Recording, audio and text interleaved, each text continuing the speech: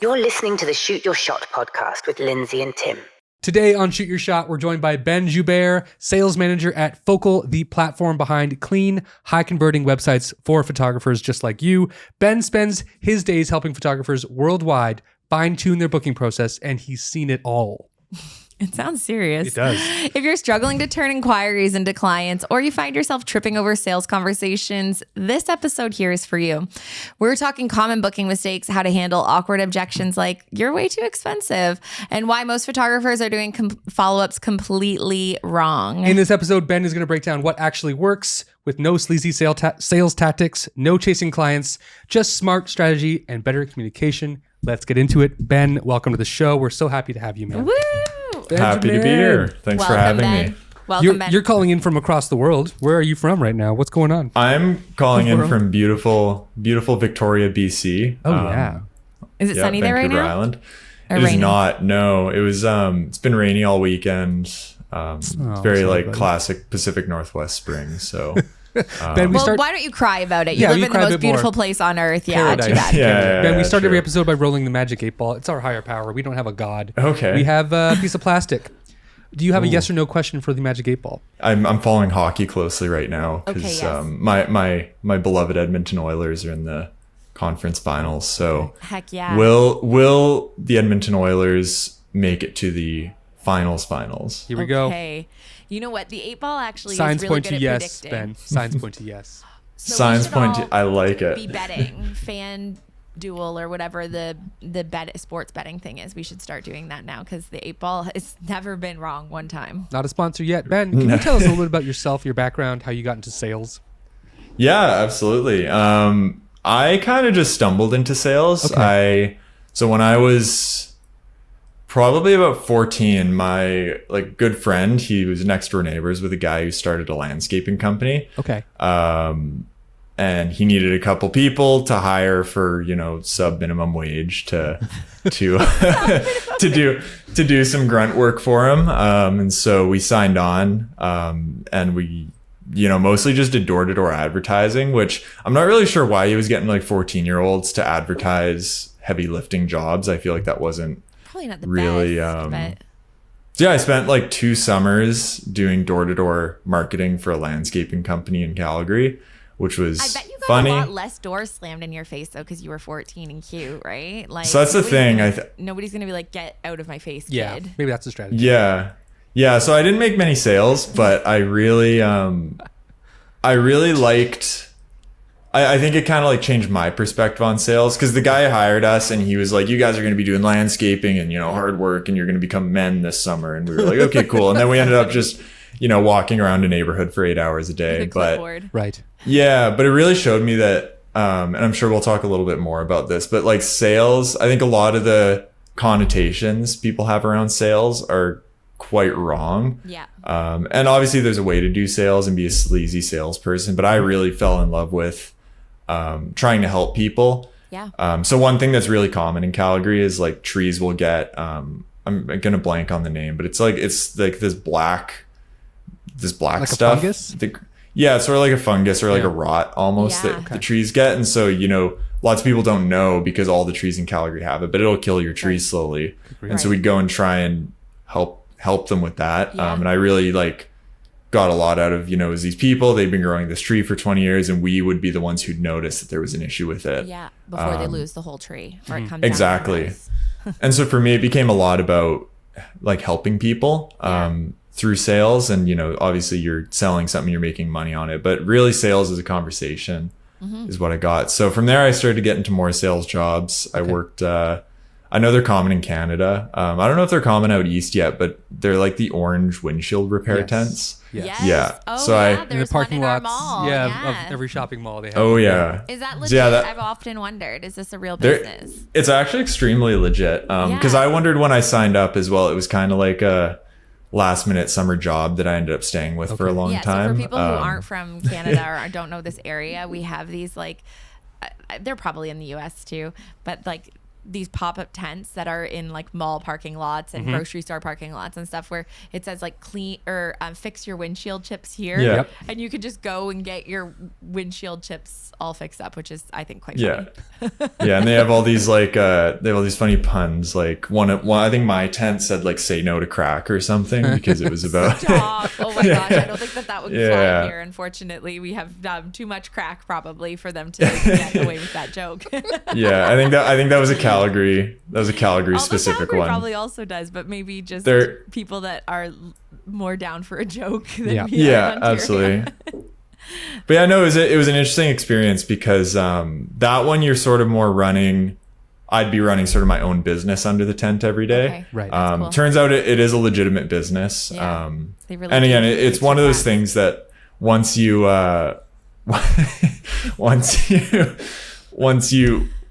kind of realize the value you're providing through the service and you're not just trying to make your own commissions and, make a bunch of sales, you really do help people. And, I would have people come up to me. I would turn down repairs for them, which, you were really encouraged to like do as many repairs as you could. Mm-hmm. But I would turn down ones that I didn't think they needed a repair on or that were too small or things like that. And I would notice as I did this, people started referring other people to me. Sure. I would get, people ask for my phone number so I could go drive out and fix their RV that had, that was like on the lot. So I started to like actually build my own network. Right. Which is really weird for a windshield repair company. That's but so funny. But you were just that good. And people trusted you.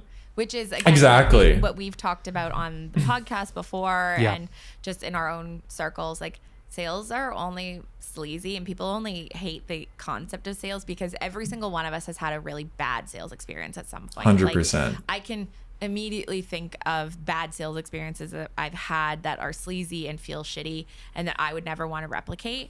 But then I've also had bad sales experiences where actually this is exactly why we thought, oh, we need to have Ben on. We need to have like a real sales professional on because Tim and I just like moonlight as salespeople, but you're the real deal. I was in Best Buy last week. This is how we got on this idea of we should talk about sales more.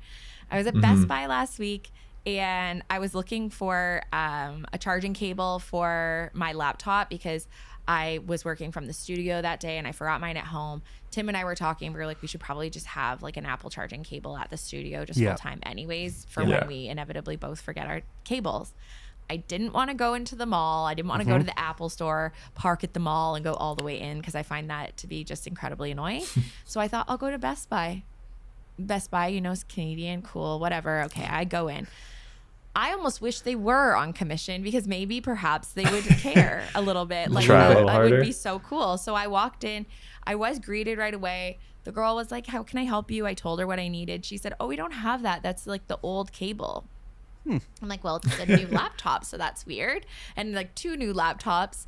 She said, no, we don't carry it. I was like, so it's plugged into all 6 of your computers that are on the table here. Yeah. And she was like, yeah, we don't have it. We don't carry it. We don't sell it. I was like, okay, well, that's wrong, but I'm not about to fight this girl and tell her that they do carry it. Yeah. So I'm thinking, how can I solve another problem that I have, which is that Taylor and I have really been talking a lot about buying one of those Samsung frame TVs. Those are dope. And I wanted to see them in person and I wanted to speak to a person in person to figure out how good their installation people are because we would be drilling into concrete in one of our bedrooms. So I'm like, this requires an actual conversation. And for all these people that are saying sales are dead in person at Best Buy, blah, blah, blah, because of Amazon. Well, if somebody does come in, they're probably a very legitimate lead. I'm probably going to impulse purchase a $2,000 television right now if you would just help me. Yeah.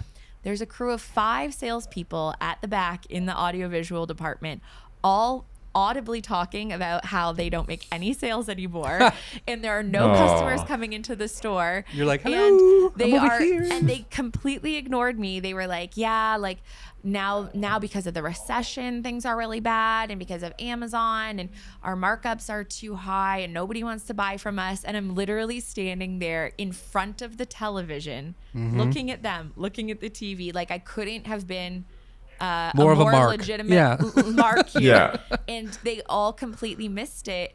And I was like, oh my God, this happens to us as photographers every day because you cannot see the forest for the trees. There's literally customers in front of us every day, but we have built up.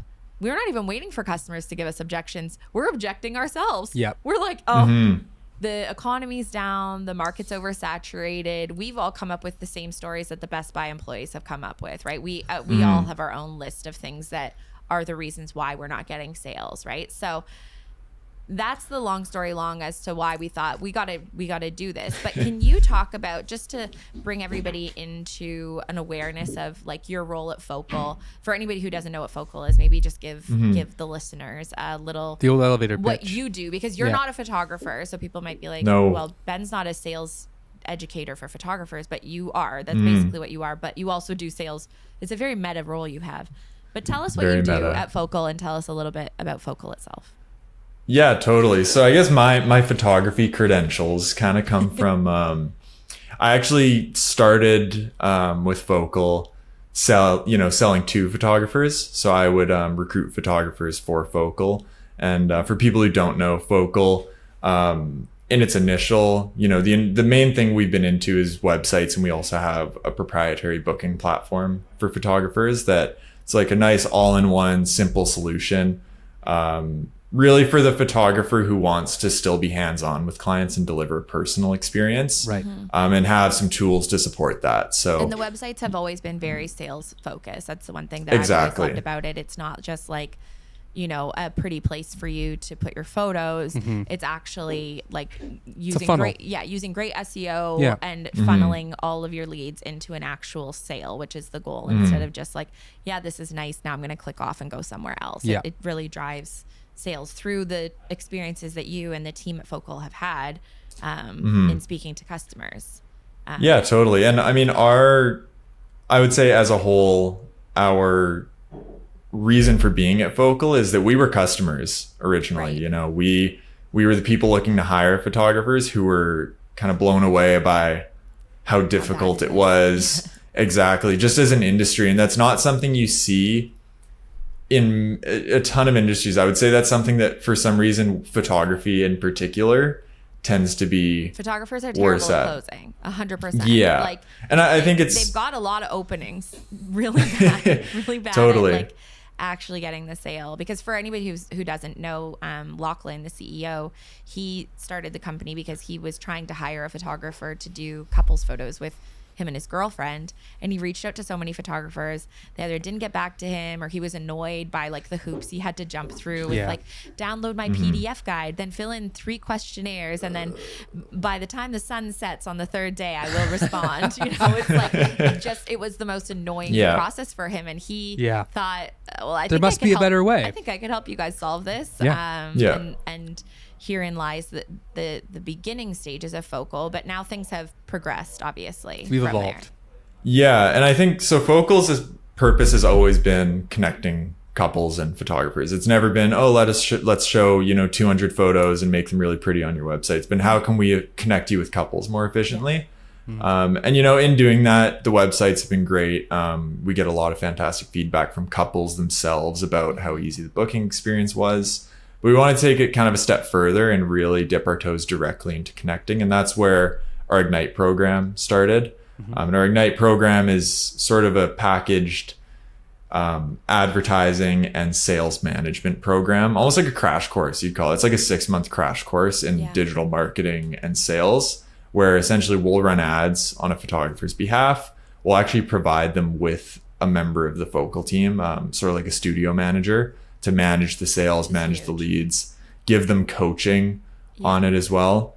So I think that's what's exciting about it, is you're also learning a lot through the program. And we kind of encourage our photographers that, like, you're going to graduate at some point. You're not going to be reliant on a You don't need program this like that forever. necessarily, Yeah. but yeah. Exactly. So I actually, when we started that program, I was the first sort of studio manager. I crash coursed it myself. I talked to a lot of couples, learned about what they were looking for, what their issues were, kind of So worked you would with take them. like the initial sales calls for photographers, is that right? Like, Yeah. say somebody inquires or they go through the funnel and you get to the we think this is a good fit for you and Gary, who's a photographer or whatever that you maybe are working with. Yeah. And you're like, okay, I'm Gary's studio manager. I'm going to sit down with this couple and explain the process to them. Is that kind of your first stage? Yeah. So typically, I mean, what we run through Ignite is it's a very specific campaign. It's usually like an opportunity to try the photographer before you buy. So if it's a good fit, the couple that reaches out will actually offer them like a free engagement or a discounted engagement or some way to experience the photographer. So actually the first step I usually would try and serve as a connection point to get the couple to meet the photographer. Because I don't think anyone's ever going to book without meeting, especially for and this is all weddings we're talking about. But especially for weddings, you're going to have to meet the photographer. So what I do is I'd set up that connection. If it's a good fit, I would then have the photographer do an engagement session. And then what I would do is I would actually show the couple the photos myself. Because I think that's a really powerful point in the buying journey is when you see the photos and you see the results. Like the product. Yeah. And I'd ask the couples, I'd be like, how was the experience? And it's always the same. Like, oh, it was kind of awkward. You know, it was our first time doing this. You know, Gary is the example. Gary was making me do, you know, these weird poses and he was making, you know, me whisper into his ear, all this weird stuff. And we were all laughing. And I have no idea how it's going to turn out. Like you can always tell there's a lot of, especially when it's a good photographer who knows how to pose, knows how to direct couples. There's always this like disbelief that it worked. Yes. Yes. You're and then so right. And they've seen their portfolio. And one of the things I often tell clients is my entire portfolio is made up by self-proclaimed awkward people. Yeah. So you won't be alone in thinking that you are the most awkward person because you've booked this photographer based on liking all these photos. Those people were all awkward as you, uncomfortable in pictures, right? And I'm like, yeah, supposedly hundreds of people, all of you are bad at taking photos, but here we are. Yeah. But it must be like a fun surprise when they see the final product and they're like, holy crap. Oh, it's an amazing surprise. I think I think everyone thinks they underperformed somehow, even though you're not really performing. Like you're paying someone to do a job for you, right? You're not underperforming. And so they see the photos, see the results, and it's pretty awesome. There's, you know, you get tears sometimes, you get all that stuff. But I'd show them the photos and then it really became about education, teaching them what the rest of the process looks like and then connecting them with a good package that makes sense for their wedding. Ben, following up with them. You mentioned that stuff, you talked to couples before you started this program, which sounds amazing, and we've all seen the benefits. Lindsay herself has gone through the program, and yes, I did do this. So for anybody that's listening, we may have talked about this before. I feel like we maybe have, but I had Lindsay to stop running it because it was going too well for me. That I was like, okay, pump the brakes here, because like you said, you will eventually graduate from the program, and I went through it as like a beta tester or whatever. And I actually have a few weddings this year that I've booked because of the fruits of our labor, our collective labor last year. And that was in the like super, super early stages of the Ignite program. So that was like really, really early. And now I get the benefit of seeing the Slack channel of the sales that are going through, and I'm like, holy shit, you guys are actually printing money. But you mentioned that you talked to couples and you wanted to find out what it is that they want, which is a big part of sales, something I've been learning along the way, and Lindsay's taught me as well, and learned from you even too, Ben. But like, it's fulfilling a need. And so on behalf of photographers watching, listening, what is it that couples want? What do they need, Ben? What are couples looking for? A wedding photographer. It's very straightforward. True. They're looking to have high quality photos of their wedding, right? Okay. It's an event that only happens once. Yeah. And so it needs to be done right the first time. So, you know, anyone who's on the market for a wedding photographer is someone who's like, they want a professional experience essentially, right? Sure. If you didn't care that much about the photos and you're one of those kind of like, oh, whatever, the memories are in my head kind of person, you'll just get your aunt to take some photos at the wedding, right? Sure. But if you're even on photographers' websites, it's because you're someone who values professional experience, someone to take care of you, and to, give you those memories. Yeah. So that's for what sure. they're looking And I think for. that one of the important things for us to remember, and I remind him of this all the time because he is so talented, but is constantly selling himself short. Well, I shouldn't say constantly. At one point, you used to sell yourself short. You have gotten so much better at this now. He's actually like, oh yeah, we're really freaking good at what we do, and we're going to offer this service because it's actually quite exceptional. But what would you say are some of the feelings that you're hearing from photographers around why they feel awkward or resistant to wanting to sell? Because you and I, Ben, talk about this like every time we get together. I'm like, why do they all suck? And I don't think that I was like naturally born as a salesperson by any means. I'm still constantly learning, but I think just I've had so many sales jobs at a young age myself as well that I think it really helped me see that you really are like fulfilling a need, and people are actually really stoked when you can give them a good service that they walk into the store and you are actually there to help them. They didn't walk into the store because they wanted you to leave them alone. They probably did want some help, a service provided, right? So what would you say you hear from photographers as like some of the common things they say about I can't do that, Ben, that's not for me? Yeah, totally. I think a lot of it's just perception of what sales is and how sales is perceived. I think any like solo entrepreneur business actually struggles with sales. I think it's just in the nature of like you as a person are the face of your business. You're really worried about how people will perceive you. And, you know, like you said, Lindsay, like we've all had really bad sales experiences. You know, I bought like a phone case at the mall one time, and I had the salesperson come up to me and try and like upsell me to a phone case that was like triple the cost, right? And it's like no one like, wins there. Totally fine. Yeah, I didn't buy the expensive phone case. I went to a different store where I didn't have to deal with a salesperson. No, I didn't buy anything. Exactly, and I'm never going to go back there. I've told many people that it was a bad experience, right? Like I think we've all had that, and then we think that's what sales is. 100%. Well, we had a really horrible experience when I tried to buy a car. Have I ever told you about this, Ben? I don't think you have. No. This is like sales training. Like this is like so bad. It resulted in someone being fired. Like literally, and I didn't ask for him to be fired, to be clear. He was a child. He has probably since learned that he hates doing sales because he wasn't good at it. But I went into a dealership near us with a pre-approval for a loan because I am self-employed. I didn't want to waste anybody's time. I thought the best thing for me to do is go on their website the night before, put in all my details. I came in knowing literally the car on their lot that I wanted. On their lot. I wasn't like making up a vehicle. I Drive was away like, today. I was like, you have a Jeep on your lot. I want to know what price you're going to give it to me for. And I want to know how much like the monthly stuff's going to come out to be with whatever package that I need. We end up getting like 19 or 20-year-old kid, poor kid, Poor man. guy. Oh, rest in pieces. So Tim is with me. Tim is drinking a coffee in the corner and eating a Pangoa bowl from Freshie in the corner. Oaxaca bowl.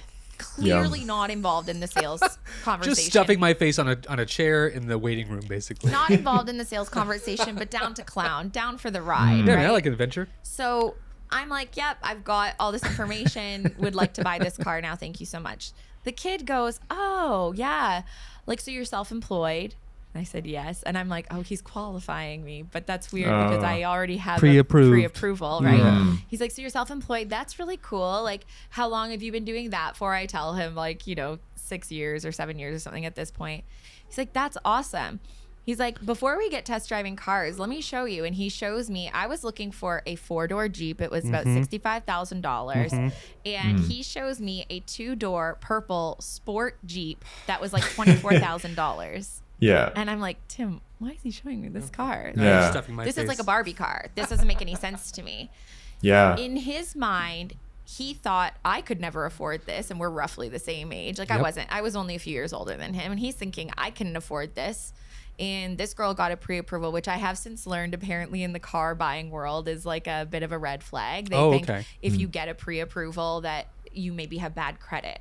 So he then asked me, do you have bad credit? And I was like, well, no. And also it's approved. So I'm so confused by that. What's the deal? Yeah. I ended up signing the paperwork. I bought the car, and later I was driving home after I dropped this idiot off. He kept on asking me if Tim, my husband, needed any input on it. And I was like, that idiot? This idiot? No. And he was like, guy. so you don't have to discuss this with anyone? And I'm like, for what reason did I bring in a team of people to consult? It was a top to bottom everything that this guy could have done wrong in a sales did experience, wrong. he did wrong. Yeah. He thought I couldn't afford it. He assumed I had bad credit, asked me if my husband wanted anything to say about it. And during the test drive that we all participated in, he talked about the Told career. us how much he hated his job. He hates his job. He wants to do something completely different. I'm like, cool. This is how the whole, and I'm like, buying this at this point was the most expensive thing I'd ever bought in my life. I would have wanted to be excited about it. So I called my dad, who used to work in car sales, and I told him that I went rogue and I bought a car on my own. And my dad was like, why would you do that? I was like, I'm an independent woman. He's like, do you feel good about it? I was like, absolutely not. I feel really bad. So I got out of the sale because I told them that I felt like the kid was being sexist towards me, which he was. But I contacted their sales manager that I went through like the actual signing of the paperwork and everything with. And I was like, listen, cancel the sale. I don't feel good about it. I wanted to be excited about buying this. This is the other thing that customers always want. They want you to be excited about buying the thing that they're selling. And they want you to feel stoked with your decision, even if it costs more than you were expecting. Doesn't matter, whatever. They want you to feel like you nailed this. Yeah. And so I was like, I'm never going to feel like we nailed this. The sales manager did the best thing. He had me come in the next day, tell him the whole experience. He was like, just so you know, like, this is not the first time we're hearing this. So, like, we are unfortunately going to have to let this kid go because, like, he's clearly doesn't enjoy Not a his good job. fit. Yeah. And has now lost us $60,000. Yes. But that for me was like a top to bottom, such a good explanation, because for me, a lot of the things that my clients buy, I personally couldn't have afforded for the majority of my career starting out as a photographer. And not to make this the Lindsay story show, but like you worked at a clothing store once upon a time. And I have people so would many come bad in. sales I'll do my stories. best version of this for Lindsay. Okay, Lindsay please worked tell at a us. clothing store. Yes. Of clothing that was for like, I would say people in their 30s and 40s, let's say. Am I getting it Working right? women. Working women with money and a vision of what they want to wear. And people would come in all the time, and Lindsay would just be flabbergasted at the amount of money that they would rack up. And she would kind of hinder the amount of I sales. would tell them to go to the sales rack. Yeah. I'd be like, why You'd aren't you start going to them there. clearance?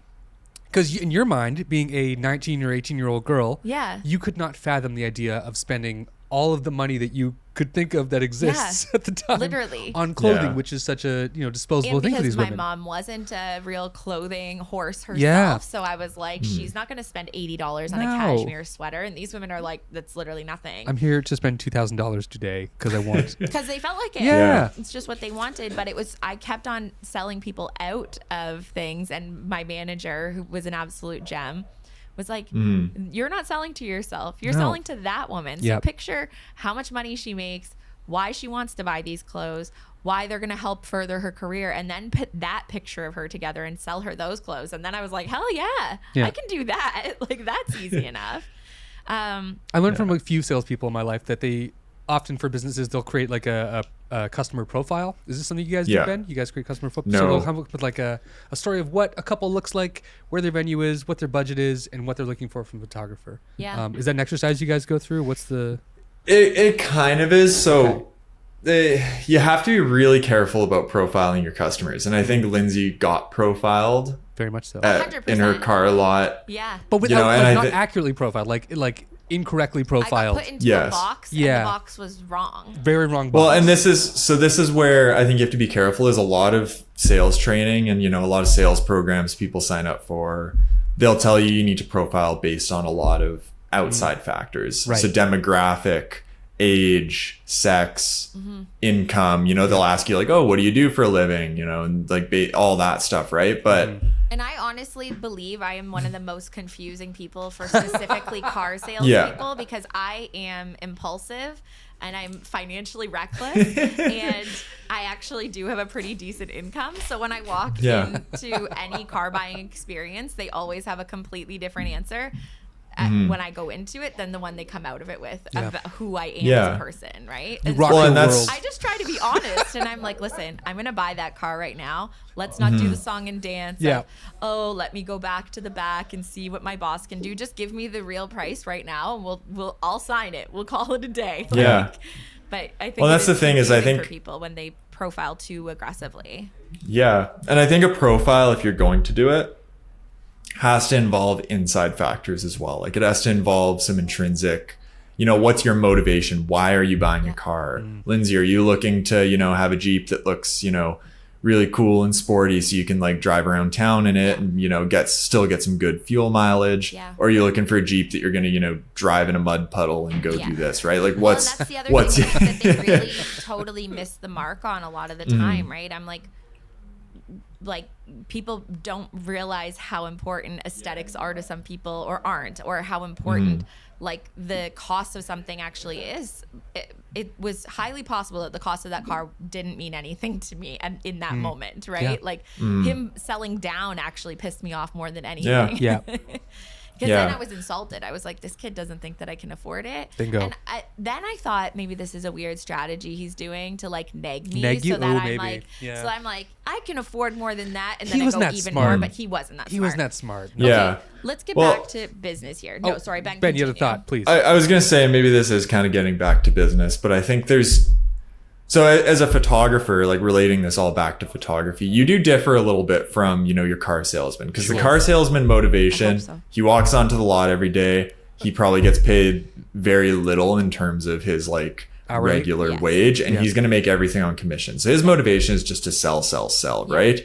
As a wedding photographer or any photographer, you actually have to work, you have to fulfill as well. So like car lot guy makes a sale and then it becomes service department's problem. If he makes a sale to like a nightmare customer, Yes. Yeah. he doesn't have to actually deal with it. Whereas a photographer, you know, if you make a sale to a bad couple, you're the one who's going to have to do the Fulfill. wedding. You're going to have to, you know, Customer deal service with the entire wedding, right? exactly. Yeah. So I think two principles I think that came up in both of your stories here, like the clothing store and the car lot.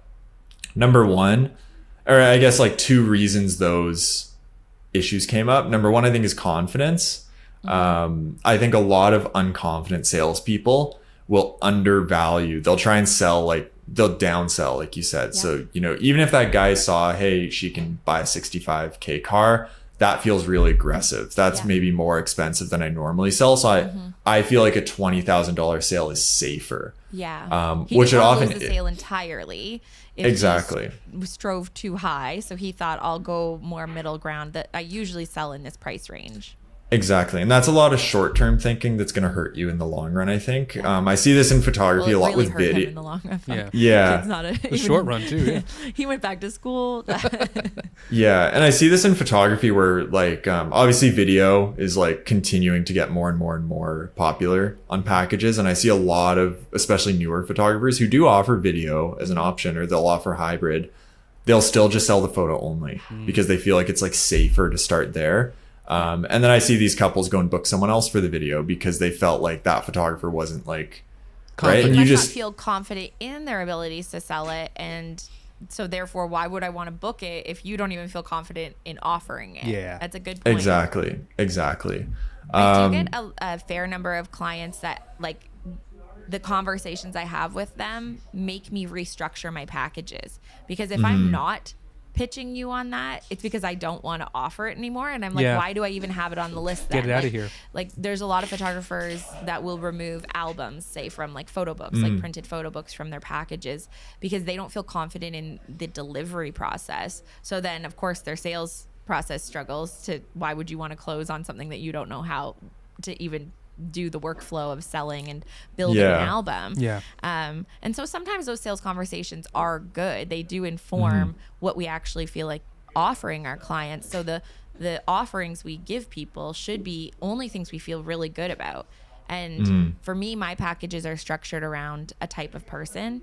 You know, I have a 4-hour package. I'm not going to sell a 4-hour package to somebody having like a quote unquote normal wedding. I'm going to do that for like a brunch or an elopement or something. Yeah. And I have a type of wedding, not necessarily a type of person, but a type of wedding that is suited for each of those.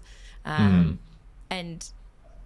anything that fits outside of that, we can always customize something, but you have to have the confidence in knowing, who would this even be for? Why would I structure my packages in such a way? And I do see some really insane packages that I'm like, who would that be for? And they're like, oh, I don't even know. they just threw it up. I liked the number 7, so I picked 7 hours, 7 pictures, 7 photographers. 7 wishes. Yeah. Yeah, And we're that's lucky. how Yeah. they picture things. Lindsay so. and I are lucky. Well, not lucky. We're fortunate, and luck is where chance or preparation meets. Who gives a shit? But the point is, we work at like 5 or 6 venues consistently, and they're all owned by one parent company, and they run their weddings very similarly. So I feel like a lot of our packages have slowly over time evolved to be a thing Per that fits venue. really well within these venues. So like we fit ourselves into the packages of the venues we work at most often, and that's kind of how I wouldn't say profile, but that's how we kind of build the fulfillment of the majority of our couples through these Right. venues that structure their wedding days in a certain way that complement our photography. But I'd love to know, Right. Ben, just to get back on track, what are some of the common sales objections that photographers run into? Like, Objections. So because so I don't know if you're doing the like actual pitching of packages or if photographers are doing that now, but I'm sure you're aware of what people are talking about. But say Yeah. you've read through their profile, you have read their inquiry, you've heard about their wedding, you're pretty dialed in on how your photographer can best serve them, and you're like, I think it's collection 2, it's got this number of hours, it's got an engagement session, we've got this booked in, like all these things that you said you would really care about, we really like this Lined up. and it's $5,000. Yeah. And the first thing that the couple says is Yeah. that, I don't know, whatever it could be, that's too expensive, it's too many hours, we don't know, we are unsure. What are some common objections, and then what are some things that you as a salesperson and like really a person that's trying to serve them in the best way can do to help combat those objections? Yeah. So before I say the objections, I think the most important thing with objections is that they are meant to be overcome. Objections are actually a good thing. So I think this is, if we're talking about like common mistakes people make, people think objections are a bad thing. People hear objections, they're like, oh, they don't want to hire me. This isn't good. This isn't a good sale. They clearly aren't that interested. Objections are really good. And I actually see it as a way that a couple is showing investment and interest in you because they've put enough consideration into this process that they're starting to ask the hard questions. Yeah. Right. So I actually take that as a really good sign.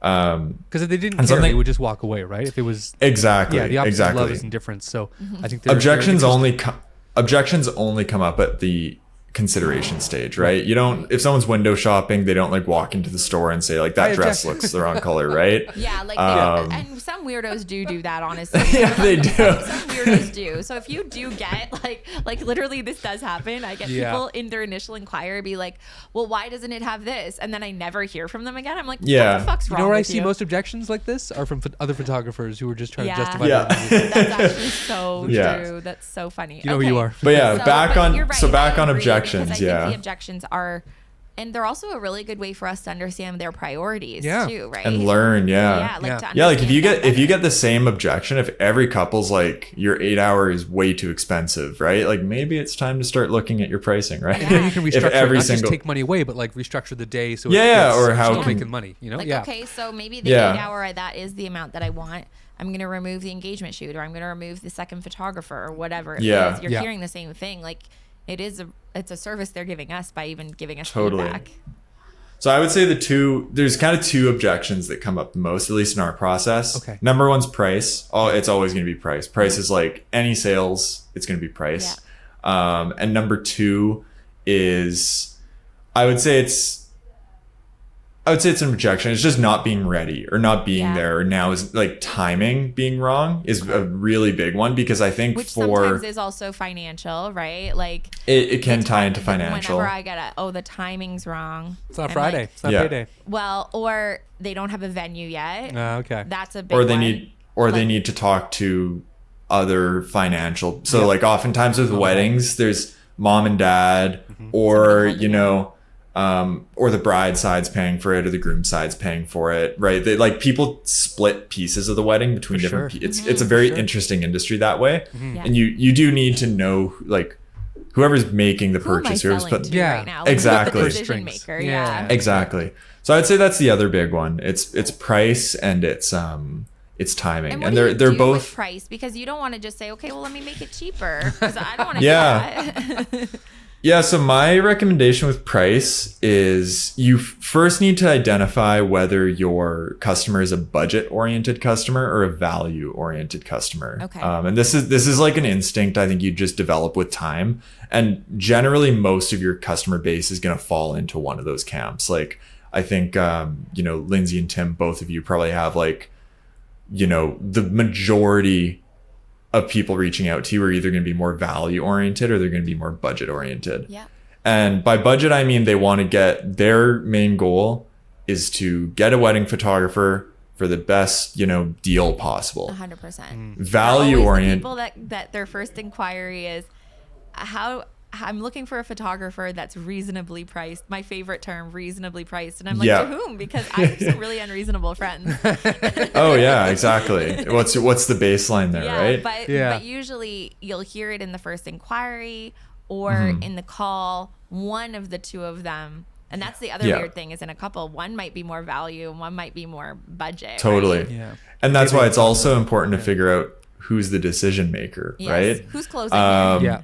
Exactly. So oftentimes, and it depends on the market, but there are a lot of markets still where, it'll be the bride who's really invested in the wedding and in the photography and asking all the questions, but it's actually like the groom side who's paying for it. Right. And I think a lot of photographers, and that's changing, which I think is good that it's more of like a communal decision on a lot of it, but a lot of photographers will make the mistake of whoever's talking most on the call, they'll really appeal to that and they won't really figure out what the other person's thinking.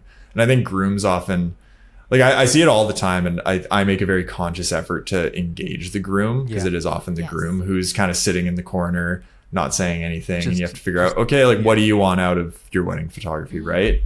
But yeah, I think identifying like, am I gonna, if it's not a perfect fit, sometimes they just buy the stock package and it's like, wow, that was easy for everyone. But if it's not, if you need to make changes, is it going to be more impactful trying to cut things out and get the budget lower? Is it going to be more impactful maybe saying, hey, I'll be there for an extra hour if you need, or let me throw in that engagement session to get you guys up, or I'll, add some more edits, or how can I like add more value to the booking, right? Yeah, like and I think photos turned around faster or something, right? Whatever the services that you can add in.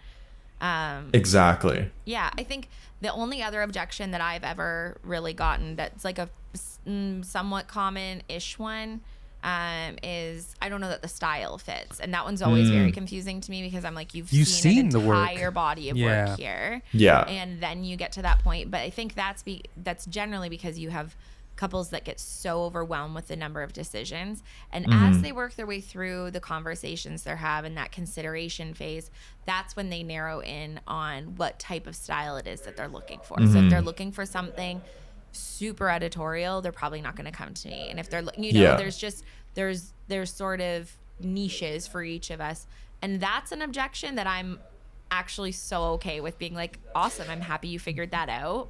Don't make both of our lives suck, Because sometimes I'll get that objection and then they'll say, do you think you can edit more like this person, or do you think that you could shoot more like this? And I'm not at a stage where I'm going to do that, but a newer photographer might. If you want to get a better portfolio and a couple grand is a couple grand, like I have no judgment at all. Flex on anything that you want to change on. Like you don't have to stay firm in it because a 10-year in photographer is saying I don't change for anybody.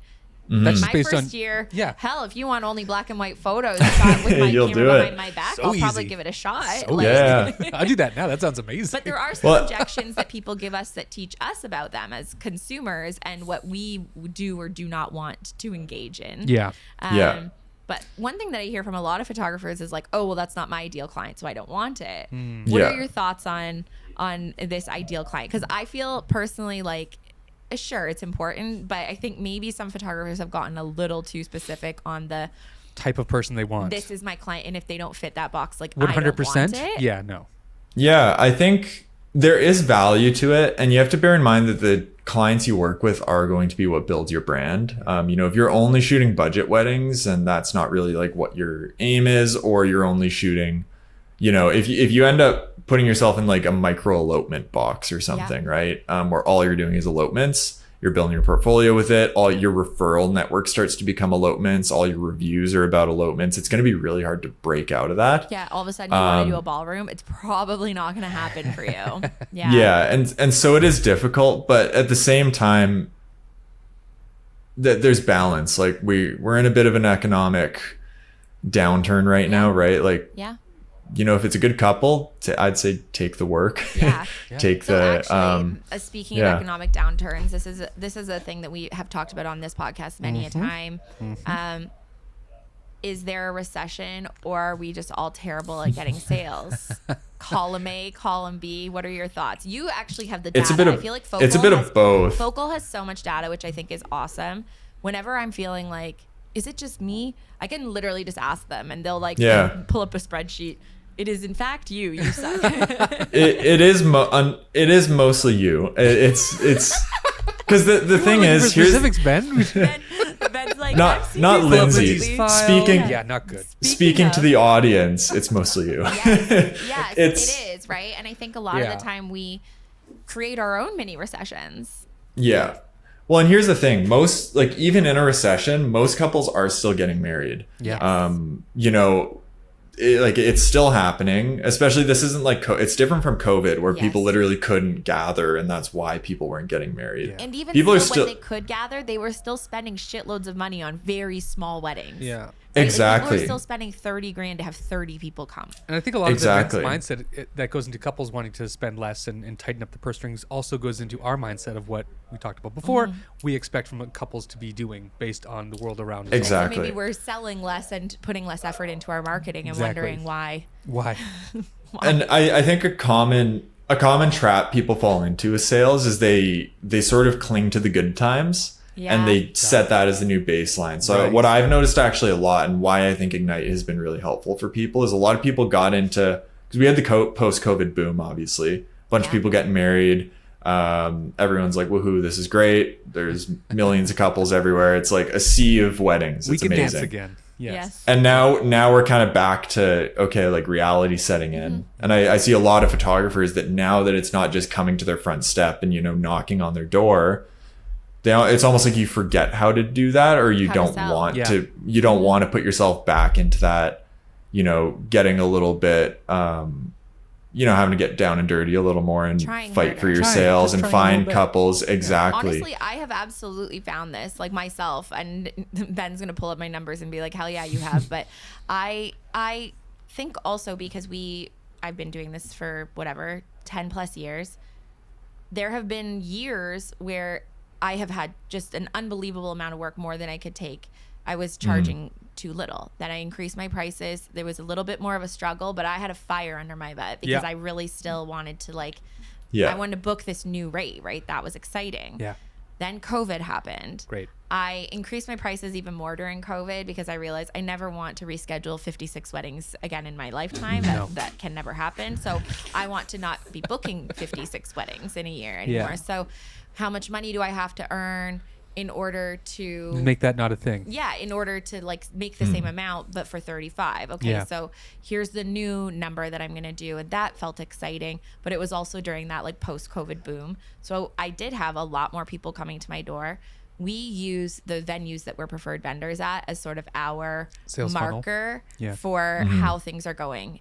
And if I'm getting inquiries for those venues in less than 6 months, there are less weddings being booked. I can say that very much without a doubt, because they used to be booked a year and a half out without question. Every weekend. You could never book a Saturday. 3 weddings a day. Yeah, under 13, 14 months out at least. Yeah. So if them getting an inquiry for those venues, then obviously it's less, which means that I need to personally try harder. And I sometimes you do and sometimes you don't. But it's a good to know why the things are happening the way they are, and instead of just beating ourselves up and being like, well, I guess I haven't been trying that hard, say, okay, now that's all information, and that's good information, right?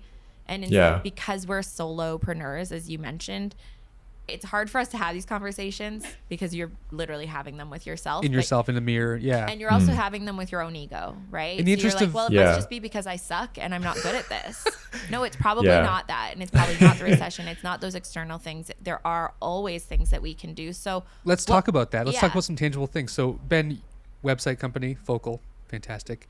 What are some That's us. things, that's you, that a website should do to help sales? A good website, a great website. Yeah, from a website perspective, I mean, the main thing is it needs to tell your story, and it needs to communicate your value. I think so many photography websites, it's so on the nose. It's just like, I'm a photographer, here's my photos, this is my website, right? Yeah. And the issue with that is the photos, it's kind of like, if you look at all the photographers, all of them have the photos. Yes. So it's almost like the photos aren't even a factor because everyone is providing the photos at a bare minimum. So it's like, what do you do above that? Or if they do, it's like you're in a pool of still 50,000 photographers who take dark and moody. You're in a pool of 50,000 photographers who take light and airy or do, you know, drone only or elopements. Like the pools are bigger, way bigger than just as photographers, you know? Yeah.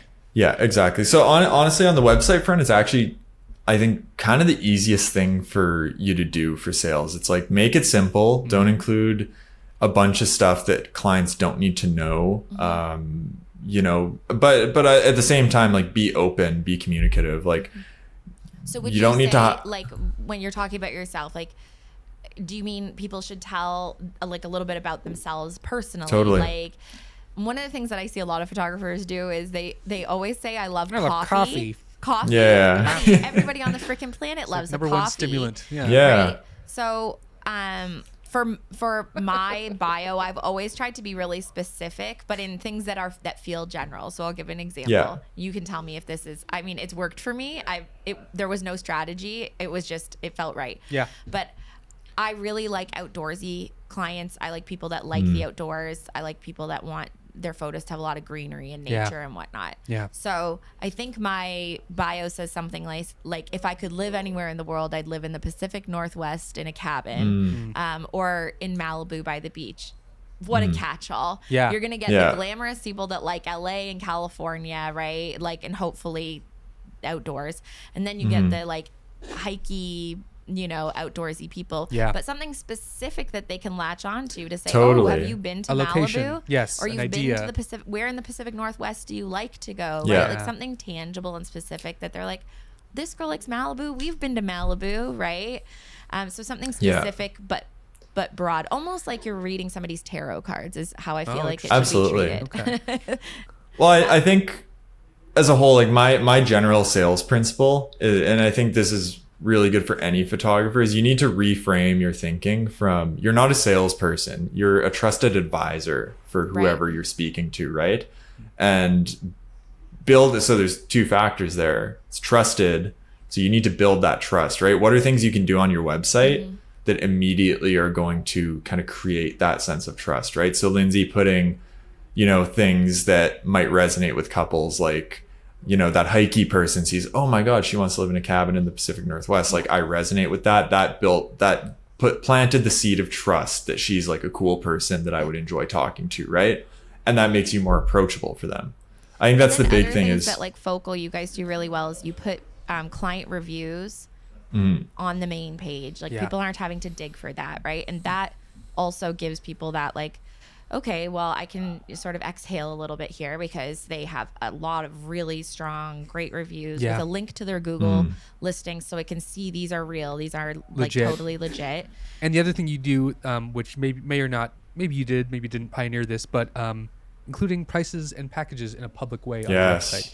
I give Focal 100% credit Let's for that do because it. nobody was doing that prior to Focal. Yeah. I thought Lachlan was absolutely out of his mind when he suggested I do this. And actually, I made them customize my site so it wasn't there at first. And then I was like, okay, fine, go for it. Open it up. Let's see. Yeah. And Let's talk about that. Let's talk about what psychology. a huge difference in doing that. And the changes that it makes when photographers put their pricing and packages in a public manner on their website. Why do you think that matters? Because we have people on both sides of it. So tell people why it matters. Because we're gonna have some people brawling with their radios right now. Come at us in the comments, please. I think it matters for a handful of reasons. One, it adds again to that trust and approachability. You know, people, like, it's a huge decision to book a wedding photographer for most people. It's not like, you know, it's not a throwaway purchase. So people want to be able to do consideration. They're going to compare you with other photographers. So they're going to want to see your pricing, right? And you want them to see that before they get to you. Because if they're, you know, if your pricing's $3,000 for a package and they're the kind of person looking for an 8K package, or they're the kind of person looking for, you know, the $500 photographer. Yeah. You want those people to go away. I think a lot of photographers are like, if they want as many people booking calls with them as possible, and that's an indicator of success. Yeah. In my mind, you'd much rather have, you know, a quarter the amount of people booking calls with you, but all of them end up booking Qualified, a wedding because right? That's the one thing I noticed when I exactly. went public is I got less inquiries, but the inquiries I got were more qualified, more like down the road. Like they were more willing to book with me because they understood that the price was within their budget and ideal, and that was Exactly. exactly what they valued. So I had you're- had multiple people tell me after their wedding, "Oh, we wanted to book with you, but we assumed that you were way too expensive." And I'm like, I saw who you booked. I was not more expensive than them, but because maybe they have a friend that knew me, Yeah. or there was like an awkwardness Yeah. there. They don't want to ask. People Yeah. don't. We've all been told if you have to ask, you can't afford it, right? Like Yeah. that's like the comment. If you have to ask, you can't afford it. Yes. Well, it's actually not true because there's a lot of $500 photographers out there doing the inquire for pricing model. Yeah. Which in some cases, I think it's because they don't have their pricing set. They don't have a PDF. They don't have packages. they're still figuring it out. They're like, okay, Yeah. I don't really know. And that's okay. I Totally. still think there should, at the very least, be a starting rate for something, right? At the very, Totally. very, very least, there needs to be a starting rate so people know, hey, I've got $3,500 and you say that this starts at $3,000. So, okay, I fit somewhere within this. But Well, what to it start what off it does the as conversation well. with them feeling insecure sucks, right? Yeah. And what it does as well is I think it actually forces you as a photographer to consider your pricing and consider your offering. I can't tell you how many people we've put on focal sites and we've been like, all right, let's just send over your pricing. And they're like, oh, I'll have to actually like think about it and do the math and make it make sense. Because I think a lot of people who don't show pricing price on a very ad hoc basis. It's very much like, yeah. oh, this couple gets it for $3,500. This couple gets it for $4K. This couple, and it's like the math doesn't make sense. So I think sitting down, having to, you know, okay, I'm gonna base it on like an hourly rate of this. As you book more hours, you kind of get a bit of a discount going higher. It forces you to like make it make sense. Yeah. Which is just naturally going to make you more confident in your pricing. Yeah. So I think that's really good. It also removes a lot of the human error element of sales because you're letting you pre-plan and let your site do the qualification. Yeah. So I think that's the other thing. If you struggle with sales, if you're someone who isn't confident in sales, move more of it off of like the part where you can screw up, right? Do a lot of it earlier, have the pricing be set, have it be something that there's no room for human error on the call. Right. And then you can get on the call, pull up your website with them and be like, have you looked at my pricing? Here's my pricing. Instead of them being like, yeah, I want a 8-hour wedding with, you know, 2 photographers. And then you have to sit there on the call trying to make it. And you're going to Try and literally do the pull out math. a calculator. And unless you actually know, like you might make a mistake, and those can be Exactly. very costly because of course if it's too low they're going to book probably right away, and now you're stuck into that. The other thing that I used to do prior to having my website with all my pricing public is that I would discount based on how I was feeling that the likelihood of them booking or not, right? Yeah, So based on their 100%. inquiry, Yeah. I might immediately jump the gun and offer a discount because of how I was feeling that day, how much money I had in the bank, how my cash flow was, if I had a credit card I need to pay off, like Yeah. any number of things Yeah. Yeah. that I would shoot myself in the foot and be like, okay, well, I'm going to offer this person a big discount because I really need the sale. Yeah. And because they haven't seen the pricing yet, I'm just going to offer it as cheap as I can so that I can get the sale. And sure, you got to do what you got to do if you are in as bad of a financial situation as I was in when I was first starting out. I was 22 and an idiot. But if you just put your pricing online, when people reach out, they know what they're getting into. So Yeah. like I often say to Tim when somebody says to me, oh, sorry, we decided it was too expensive. I'm like, well, you knew. You Yeah. knew exactly going You into knew it. what it was. So if we waste our time together, then we've wasted our time together. But at least I know that you knew and I wasn't wasting your time Yeah. by Yeah. making you jump on a call in order to get pricing, or by making you do a questionnaire in order to get pricing. Like there's no time wasted on anybody's behalf, which I think is really good. But it really does remove the how I felt on a Tuesday from the equation. Oh, yeah. You know, because there's a lot of emotions that run into it. And when you are both the boss and the employee, you don't have a boss saying, hey, you can't charge that little. This company doesn't continue to run sustainably if you charge that little. Yeah. You're like, I'm I'm going Well, here's to. the thing. Customers will pick up on you pulling pricing out of your ass. 100%. They- They'll be confused by it. Yeah. Yeah. And smart couples will pick up on it. And they, I think that couple you described who came back and said, you're too expensive.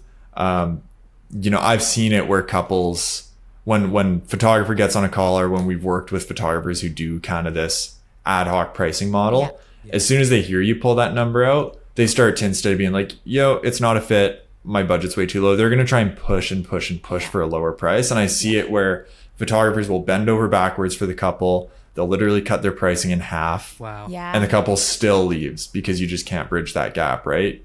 Because you So have you now open- lost you the open- trust, and they also were shocked probably at Exactly. so many of the pieces of the conversation. Let's talk about trust. Exactly. So, what are some of the things that the best photographers do, the most successful photographers do to build trust with customers, with clients? With clients?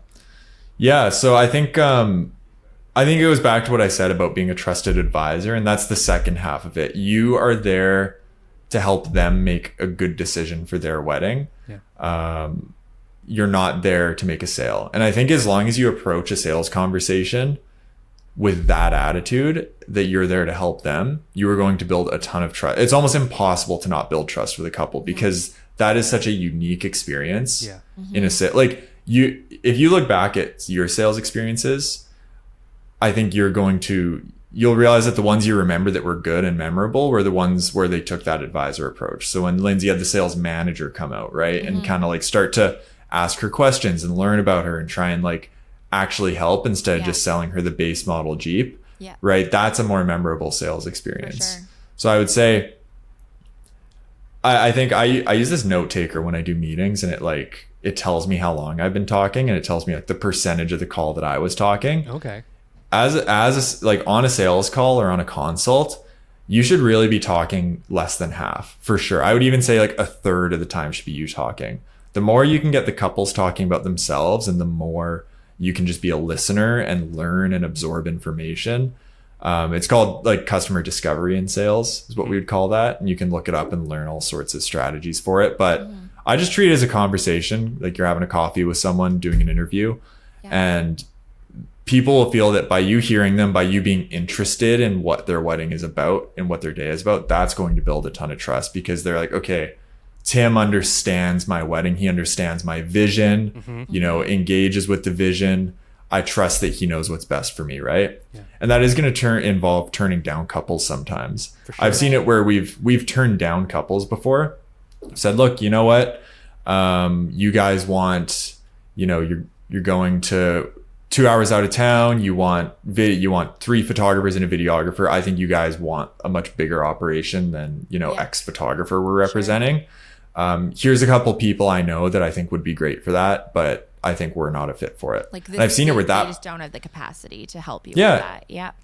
And I've seen it over and over, and that not just in photography, but in my other sales roles as well, where they'll still refer people, and you'll see actual good fits come out of that, and you might make 2 or 3 sales out of that. Yeah. Because you still gave them an impressive experience. You still gave them a good, look at your business. You made yourself look good. And so that still ended well for you. And you didn't have to be salesy once. You got to have a conversation. You got to learn about a couple.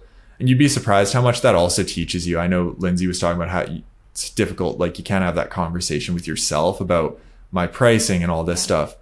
Have it with the couples. You will learn from the couples. When a couple says, I'm not going to book you. I think the most frustrating thing for me is when a photographer just says, okay, bye.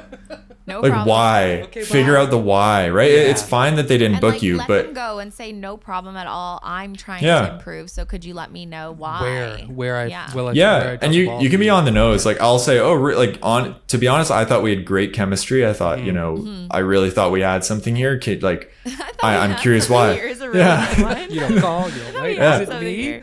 And they'll tell you exactly why. They'll say, oh, you know what? I think your pricing didn't really make sense for us, or we were looking for a much smaller wedding, and like I've seen it where photographers, they never thought to put an elopement package or like a 4 hour less package on their site, Yeah. And couples have left because of that, even though the photographer is fully willing to do that. Minimum, and I Yeah. don't want to pay 8 hours for Yeah. 4. Right. Yeah. So like that's how you learn your site's missing something. Is you ask a couple's like, yeah. And then you can actually save a lot of them too. Like you could be, oh, I just don't advertise it on my site, but I will do a 4-hour wedding. Here's my pricing for it. Yeah. Let me know if that works. If you still, if you still want to go another direction, no worries. No sweat. And you will save a lot of couples that way. Absolutely. But it's all about like asking questions. So when I'm doing sales, it's like 80% questions and then 20% is me lecturing and talking about pricing and talking about things like that. But it should very much be like question led. Okay. And then I have a question about follow-ups, because I feel like you guys at Ignite are very, very good at this. So when a couple inquires with me, I come back and I'm like, here's the pricing you already have. Which of these packages do you think? Because I think based on your venue, what you've told me, it's going to be this. Ceremony start time, all that stuff. Yeah. And then I send them a link to, and man, I should have Ben look over my things, because he's probably going to be like, this is a problem. This is a problem. You've got holes left, right, and center. That would be a funny activity. I would cry, but we could do it. I then send them a link to book in for a meeting with me. And then I also say, or if you're ready to just do this, like we don't have to, you can just book with me. And it's not often, but I do get some people doing that if they were bridesmaids in weddings I've shot or something like that, where they're like, they were sold before they actually went to your website. They like, knew they wanted you, you know? So those people are there and they don't, I get people being like, do we have to have a call? No, like, dude. oh, hell no. I would love to not have a call. Yeah. But then I'll have a call. Or some of the times I will not have a call and I'm like, where did those people go? Yeah. So one of the first things that I did is I started using an email tracker, because I realized so many of my emails were not actually going to people. Yes. They get stuck in spam, right? They thought I was ghosting them. And it's so simple, but my Focal contact form takes people's phone numbers. So I follow up with a text message. But I have heard rumors that the Ignite program will literally not let customers go until they say we're not booking you. They opt out. They unsubscribe from the the mailing I know list. that I make that sound so aggressive, Yeah. but it obviously works. The follow-up strategy do be working, because I do see the sales side of things of how many weddings you're closing for photographers. So tell me more about that, because my end of my journey is I send them one text. If they don't respond, I'm like, sayonara, sucker. Because my assumption is if they wanted it, they reach out. Yeah. But is my assumption wrong? And tell me. I would say, it's probably a little wrong. I think follow-up's really important. I think so. If I had a second sales principle that was like my commandment of sales, it would be that you need to be have Ben's commandments on the stones from up high. Oh my God! Instead of the 10 commandments, it's the Ben. The Ben it's the two. It's be a trusted advisor, I guess, would be like 1 on the stone. Number and then 1. 2 on the stone would be politely persistent. Oh, okay. So I think a lot of people think, again, misconceptions of sales is follow-up's really pushy. Like we've all had those, sales people in our inbox that follow up every 3 days and they're like, hi, like, what did you think of my last email? Did you get my last email? Like, send me a message, right? And it's like, oh, like it's gross. But I think if you tell them why you're following up, add value to your follow-up that maybe wasn't in the initial email. That's what's going to do it. So with Ignite, blog post they just dropped. You should check it out. It's at your venue. Hey, I just made a new promo video. You should check this out. It kind of describes absolutely, yeah. So with Ignite in particular, like for example, for an early stage lead, and you want to do more follow-up as you get further down the funnel and as people get more invested in you because you've invested more time in them and you have more to lose. But early in the funnel, I'd say it's more about touch points than anything. So typically we'll do an email first because everyone is an email.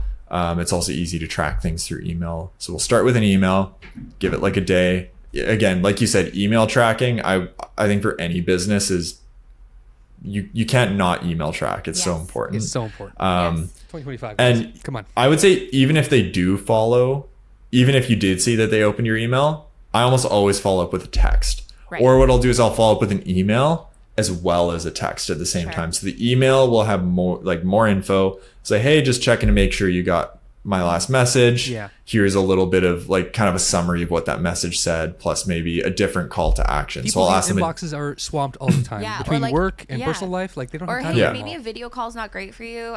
You're right. I hate that. Let's never do that Yeah. again. Yes. Maybe So a step phone down the call is ask, better. right? Or Yeah. are you interested in a phone call, or is a coffee date better? You can come by my studio. Like, what's Yeah.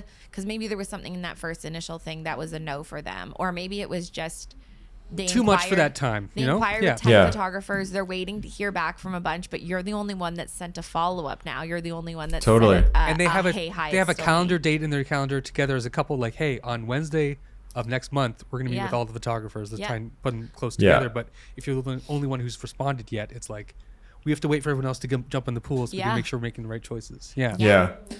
And so I'd say, yeah, and follow up, like I would really recommend do an email and then just send a text along with it. That's like, hey, just sent a follow up to my initial email. I just want to make sure it didn't go to spam. So I'm sending you a text as well, but let me know if you got that email. And again, low pressure. You're not being like, reply to me. It's just, hey, I just want to make sure I didn't miss you. Right. And honestly, again, it's really, you're doing it for them. It's really like, it's not a lie.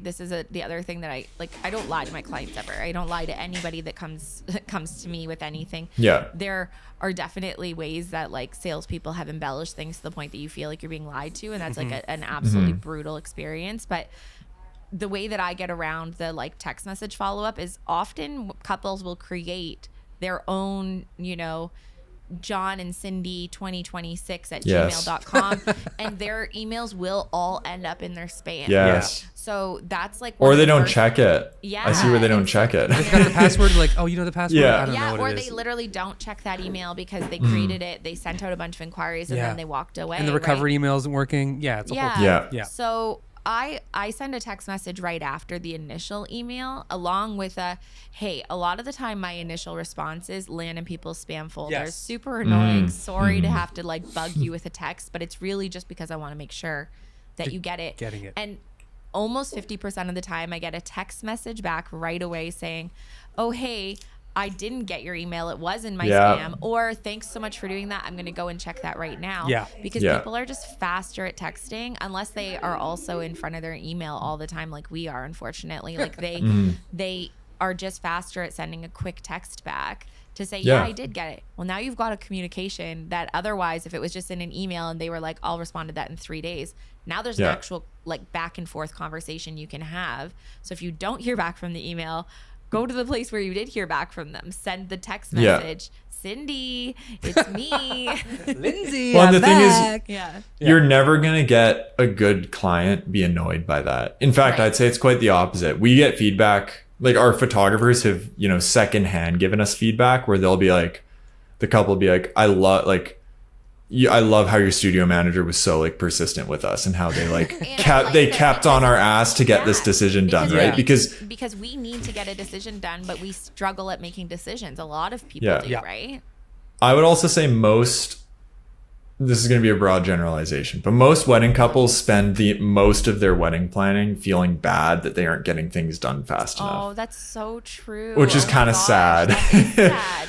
That's actually But- Unless so you're me, true. who has done zero. Yeah. And he feels literally no guilt about He it feels whatsoever. nothing. Getting to it. We're getting to But it. that's why they feel really good that like and again, if you're doing it politely, like, hey guys, just a heads up. And once you get further down the booking process, it gets a little trickier because you're kind of trying to get them to book and like make Yes. bigger commitments and things. And you got to be a little touchier there, but Yeah. still Like, maintaining now I'm just like, waiting on you to pay. So now this is a more Yeah. awkward conversation it's- of like, Exactly. we have the contract, and now what I'm Cool. looking for next is payment. Those But 4 digits Yeah. on my Those bank account. follow-ups are still okay because that's actually what told me that right now people are spending still the same amount of money with me, but they're looking for more flexible deposits. And have you found that, Ben, that people are looking for more flexible, A like 30, a 20, down as opposed to a payment 50. options? Yeah. And More what flexible, are you yeah. recommending to your photographers around that, around the payment structures? yeah. So I would say one big change we made in Ignite, probably mid last year that just, I would say honestly, close to doubled our conversion rate on bookings. Okay. Doubled Double? is I would say so. Yeah. Oh my like gosh, that's amazing. we're converting quite a bit higher is again, changing those deposits, making them more flexible and actually offering, even some refundable options. So because we run on such a try before you buy kind of basis, we're in a bit of a unique situation. Yeah. But one thing we started doing is when we send their offers, so if we decide they're a good fit for an engagement session, we'll be like, hey, congrats, we want to give you a free engagement because we thought you were, we thought there was some really good chemistry there. There's no strings attached, like just book a time for it. But we give them a secondary option. It's like, hey, by the way, if you're feeling antsy about booking your wedding photographer, you can put a deposit down. And if you hate the photos, we'll make it refundable until you get your engagement photos back, right? Honestly, it's what I did in the earlier stages of my business when I didn't have enough of a portfolio, really. But I was confident. I felt like I could do a good job. But Taylor did this when he started out as well. It was like, I'll do an engagement session. If you are wanting to book this wedding now, though, because you want to know that you have somebody locked in, I can be that person. It will be refundable up until the time that you get, like, say a week after the engagement photo or something. Like, this isn't just refundable forever, but some time sensitive pressure on those things is always really good, right? Because like you said, people do feel bad about not booking things. So if this is the thing that allows them to get booked in sooner and faster, that solves that problem for them as well, which is really good. Yeah, I mean, I think you do hit a point where, you build a reputation, you build a base, and you get like, I would say the recession and kind of like the downturn in bookings isn't affecting people who have a good referral network as much as it is people who need to still go and get like cold leads. Yeah.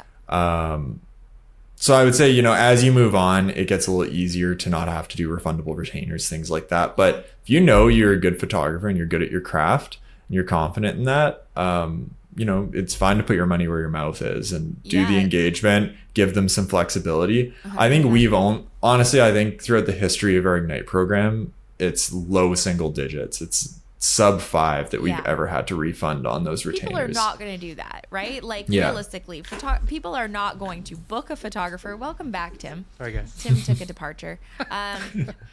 People are not going to go through the process of finding a photographer they have a really great fit with, doing the engagement session, getting all dressed up, doing the whole thing, having a rapport with the photographer, unless the photos are absolute dog shit. Or somebody says, I know you booked a photographer that's $1,200, but I'm going to gift you $5,000 for a photographer. Oh, yeah. That's the only other time that I'm seeing somebody do that.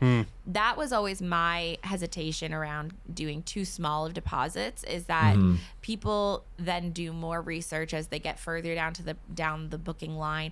And so if you've done a $500 deposit on a $5,000 wedding, it's nothing for them to walk away from $500 if they find a photographer that their friend did their wedding photos with them and you saw them at the wedding and you really liked them, and they're just going to walk away from it. So that was always my hesitation. So I mean, one of the things that I've done is I've just broken up that. Instead of, I still take a 50% deposit, but I've broken up the payments.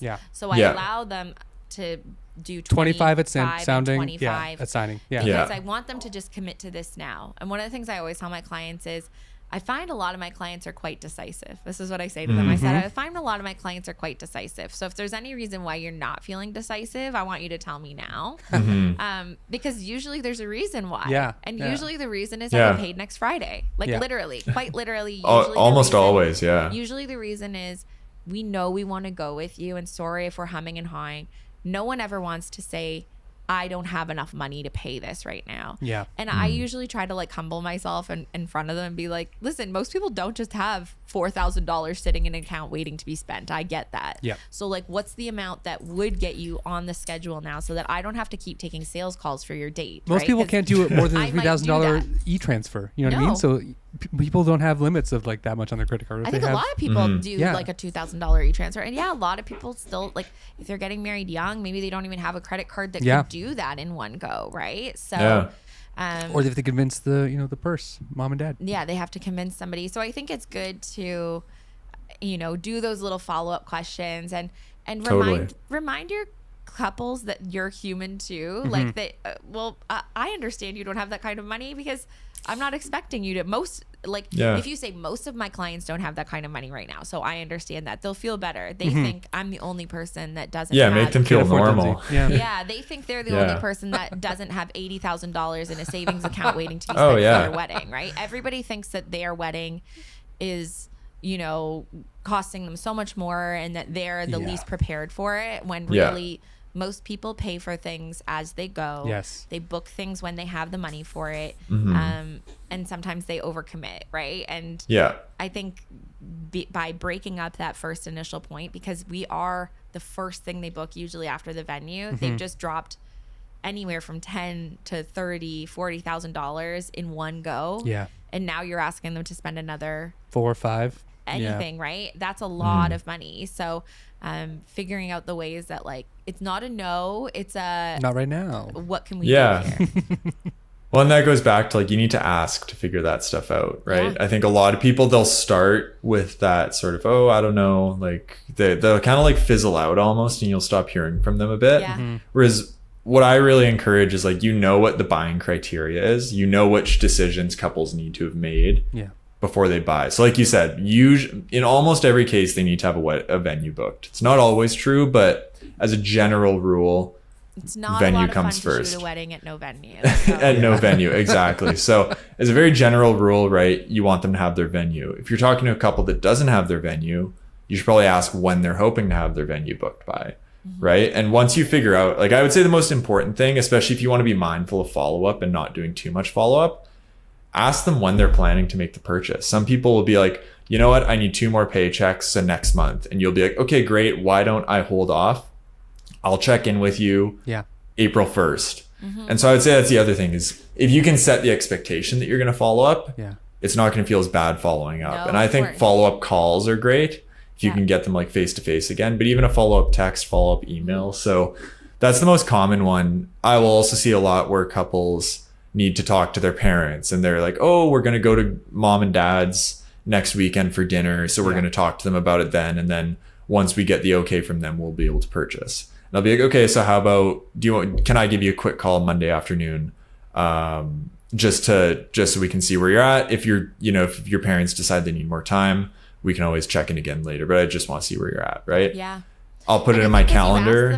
Then when you follow up with them, you're really saying, I'm just doing what you asked me to do. Exactly. That's also another green check mark for them because they're like, they're reliable. They followed said through. They would show up at the time. Exactly. They did the thing they said they'd do. Yeah. Yeah. They did. And it also, I think it holds you accountable as well, right? I think it's easy to get busy or it's easy to be like, I don't want to follow up. They're going to think I'm so annoying, pestering them, right? But now it's going to be worse if you don't follow up because you told them you'd do something, right? So it also, I think it creates, it creates accountability for you and makes you do those hard parts of sales that people don't want to do that are going to put you ahead of everyone else, right? So I love to make commitments to couples. I love to make myself go on a video call at a weird time that they wanted to do, right? Because it just shows it holds me accountable to a higher standard than most photographers who just sit there. Maybe they send out the odd email, but they might never follow up with couples, right? Because they just didn't make that commitment. Because it's so easy to put it off. I'll follow up tomorrow.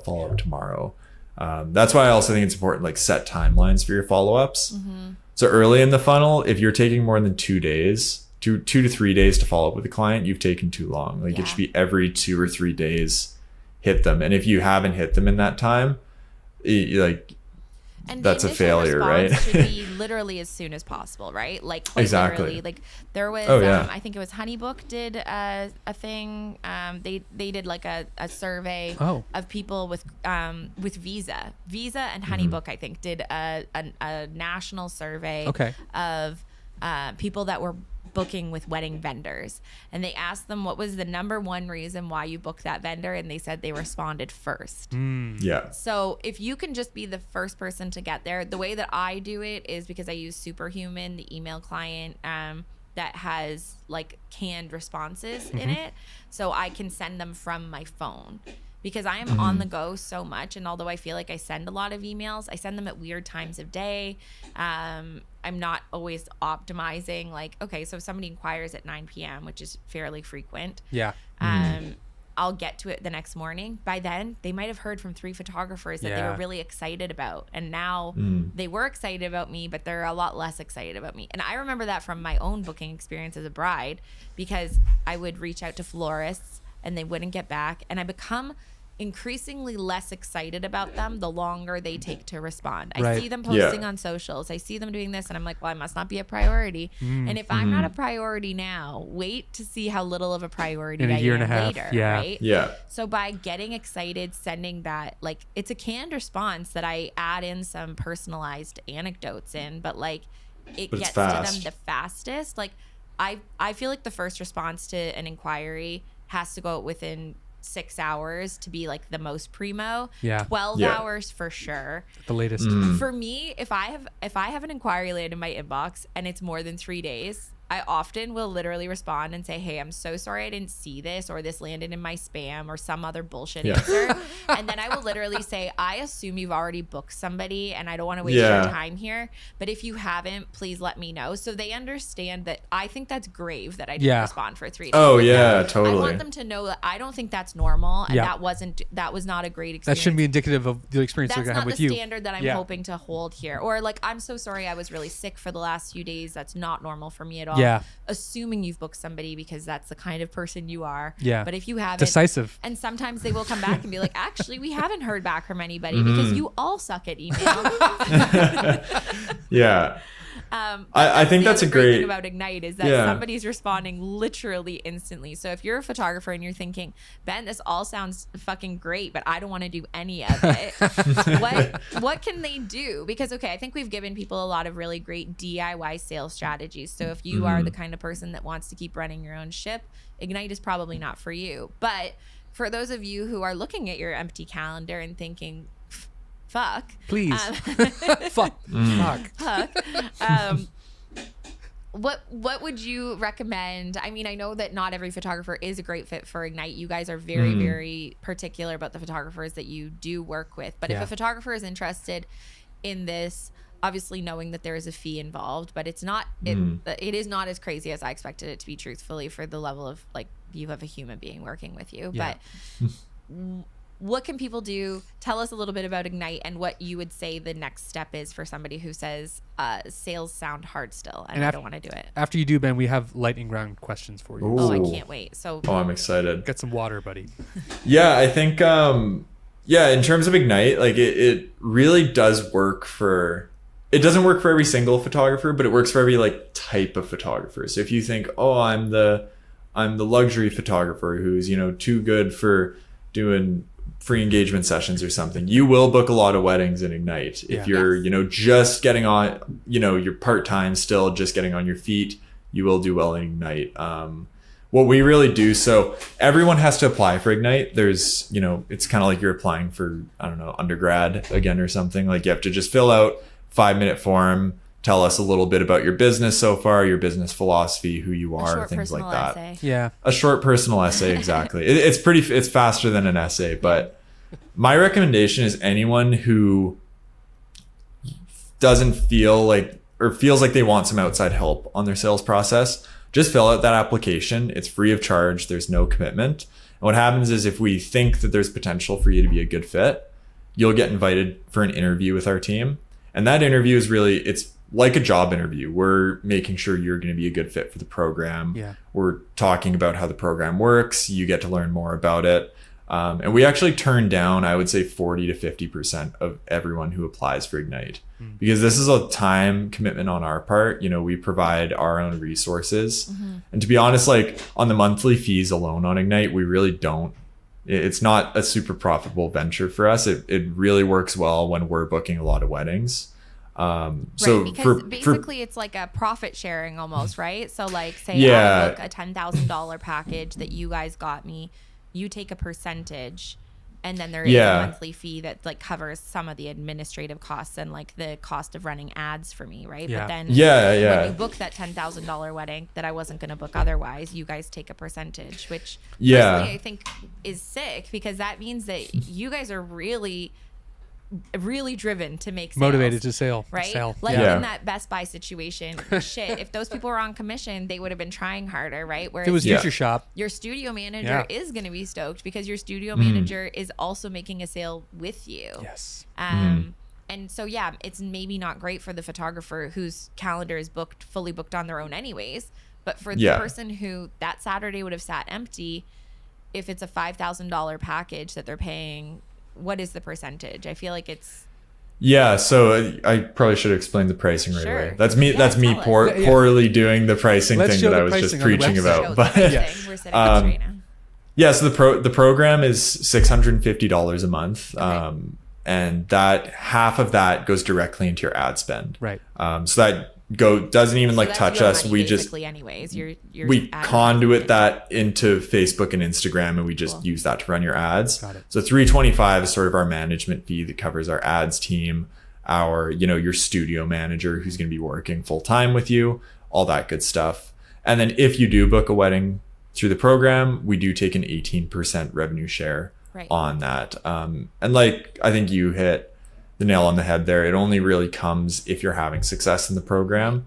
Most marketing agency models, if you look, like they make their profit on that monthly fee that they charge. So it'll usually be Monthly 3 fees or usually 4. exorbitant. Yeah. Yeah. It'll usually be in the thousands, is what you're looking at. Yeah, so like we if run you it look pretty much hiring at just a cost. social media manager, because I have a few friends that do this. Mm-hmm. They do not promise results, right? Mm-hmm. Their goal is to get you followers, to get you engagement, obviously to hopefully drive traffic through your storefront or whatever, right? Yeah. But like they're not making They're not tied to your sales. they're not making any commitments No. to sales, and they're typically like $1,000 plus a month. Yeah. Oh, yeah. That's without any ad spend, right? That's just Yeah. them managing your socials. Yeah. So to put your money towards something that is more Proactive. yeah, and obviously going to be a more lucrative marketing strategy than just putting things out into ether on Instagram and hoping for the best. Like that is it is a strategy. It's not a good one, but it is a strategy to just throw things on the internet and hope for the best. But the thing that I really like about it, and honestly, I will be totally honest. When I first heard 18%, I told Lachlan, "You're out of your mind. You're goddamn mind. Like you're out of your mind. 18% is a huge amount." Yeah. But that is not a huge amount for the sales that you're now bringing somebody. So if that takes them from $50,000 a year to $150,000 a year, yeah, you're going to give 18% because 18% of nothing is nothing. Yeah. So if you weren't Yeah. going to be making any bookings at all, I think you really happily would give them 72%. Oh, yeah. I would take 72% if I was making nothing. What's that Mark Cuban 80 quote he always 82. does? Like 50% of it. 82. 80. Oh, yeah, I'm bad at math. Lindsay. That's why you exist. That's why you're here. yeah. You're right. What's Mark Cuban's quote? Oh yeah, Mark Cuban. He always says like 50% of a grape is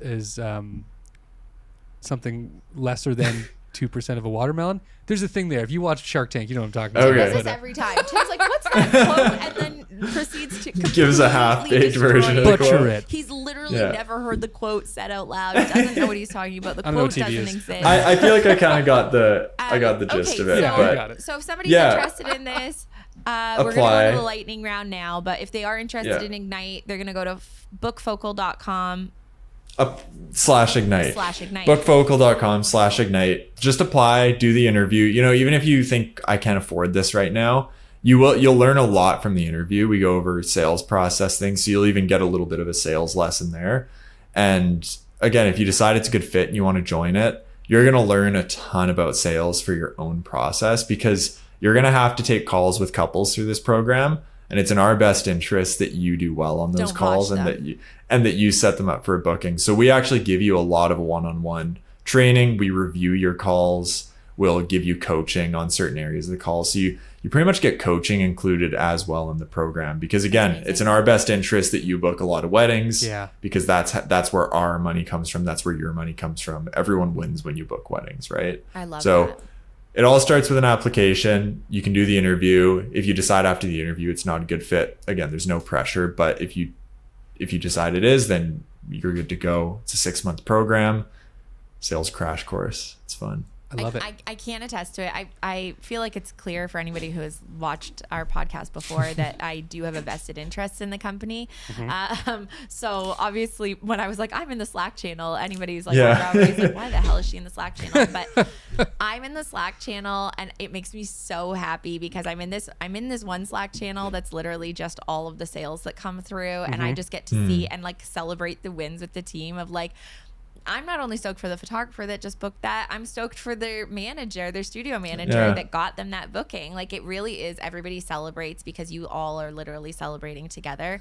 And that is, as we know, it can be a lonely world out here. So if you're a photographer that's slogging away, that's like, I need to hire a mentor because I'm not getting any bookings and that mentor is going to help me. And maybe you just need a sales manager. $5,000 on a mentor. Perhaps that's not what you need. Perhaps you need somebody to help you with your individual strategy. So I've thought of it. It's 80% of a watermelon is way better than 100% of a grape. That's it. That makes sense. Yeah. Okay. We got there. That makes sense. 72% is still not 82%. Now, Ben, we have questions for you. The lightning round. All right. And we are wrapping this baby up. I'm so stoked. This has been a long episode, but it has been so valuable and so worth all of the insights. Thank you so much, Ben. We super, super appreciate it. Here's the first question. Worst piece of sales advice that you have ever heard? Ooh. I